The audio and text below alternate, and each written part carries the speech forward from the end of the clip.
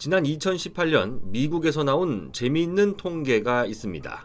미국의 전자제품 보증업체 스퀘어 트레이드가 스마트폰의 고장 사례를 조사한 건데요. 액정 파손이 29%로 가장 높은 비중을 차지했고, 화면에 흠집이 발생하는 경우와 배터리 고장이 각각 2위와 3위를 기록했습니다. 다시 말해 스마트폰이 망가진 사람들의 절반 이상은 액정 화면에 문제가 생겼다는 겁니다. 스퀘어 트레이드에 따르면 미국에서는 0.6초마다 한 대씩 스마트폰 액정이 깨지고 있으며 한 해 액정 수리비로만 34억 달러, 우리 돈으로 약 4조 원 가량이 지출된 것으로 나타났습니다. 스마트폰 액정 화면이 가장 자주 망가지는 이유는 간단합니다. 스마트폰에서 가장 넓은 면적을 차지하고 있기 때문인데요. 휴대폰이라는 것이 처음 등장한 1983년으로 거슬러 올라가면 당시 이것을 두고 왜 벽돌폰이라 불렀는지 쉽게 짐작할 수 있습니다. 하지만 거대한 휴대전화 크기만큼이나 특징적인 부분은 액정이 거의 없다는 겁니다. 숫자만 표시되는 단순한 액정은 전화기를 떨어뜨려도 쉽게 깨지지 않을 만큼 작았습니다.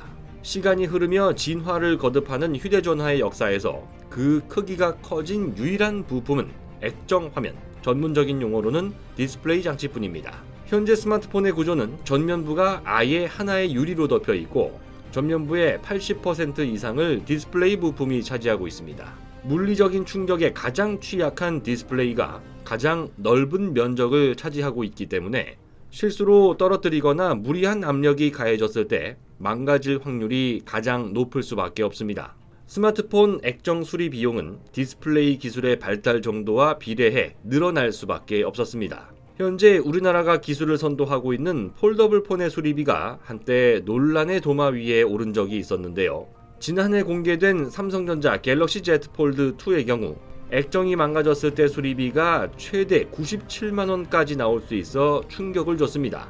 어지간한 중저가 스마트폰 한 대 값보다 훨씬 더 비싸기 때문입니다. 액정을 접을 수 있다는 신기한 폴더블 디스플레이 기술은 따지고 보면 접을 수 있는 부분이 정해져 있고 아무렇게나 접을 수 없다는 한계가 있었던 겁니다.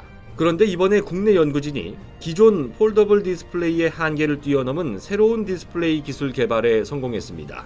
기초과학연구원은 지난 27일 김대형 나노입자연구단 부연구단장과 현택환 단장 공동연구팀이 마치 종이처럼 자유자재로 구겼다 펼 수 있는 3차원 QLED를 개발했다고 밝혔습니다. QLED는 양자점 발광 다이오드를 뜻합니다.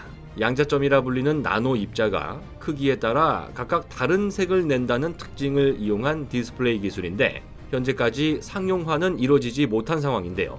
기초과학연구원은 지난 2015년 3마이크로미터 두께의 양자점 발광 다이오드를 개발한 데 이어 이번에는 나비나 비행기처럼 복잡한 형태의 3차원 폴더블 QLED를 제작하는 데 성공한 겁니다. 연구팀은 자체 개발한 선택적 레이저 식각 공정을 이용해 이산화탄소 레이저로 QLED 표면에 덮인 에폭시 방막을 부분적으로 가공해서 두께를 얇게 만들었습니다. 상대적으로 주변에 비해 두께가 얇아진 부분은 힘을 주면 쉽게 모양이 변할 수 있게 되는데요. 은과 알루미늄 합금을 이용해 식각 방지층을 형성함으로써 디스플레이 내부 손상을 막은 것으로 전해졌습니다. 이렇게 500번 이상 접었다 펴기를 반복해도 모든 발광면이 안정적으로 작동한다는 사실도 확인됐습니다.